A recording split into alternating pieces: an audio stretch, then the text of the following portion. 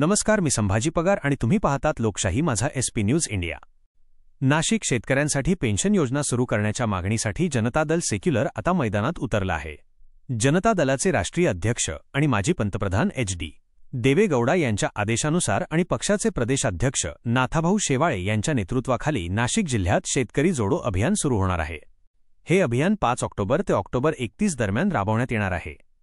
यात उत्तर महाराष्ट्राचे संपर्क प्रमुख प्रवीण ठोके, जळगाव जिल्हा कार्याध्यक्ष आबासाहेब गरुड यांची प्रमुख उपस्थिती राहणार आहे। जनतेपर्यंत पोहोचून शेतकऱ्यांच्या प्रश्नांना वाचा फोडण्याचं उद्दिष्ट या अभियानातून ठेवण्यात आलं आहे।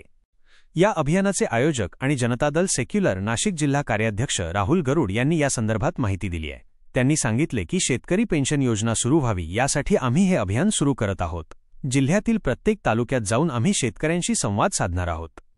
या अभियानात सहभागी होऊ इच्छिणाऱ्या शेतकऱ्यांनी आपापल्या तालुक्याच्या प्रतिनिधींशी संपर्क साधावा असं आवाहनही राहुल गरुड यांनी केलं आहे।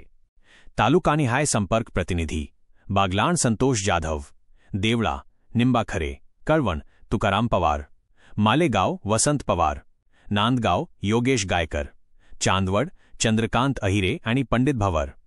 या अभियानातून शेतकऱ्यांच्या पेन्शनच्या मागणीला आणखी बळकटी मिळेल अशी आशा व्यक्त करण्यात येत आहे।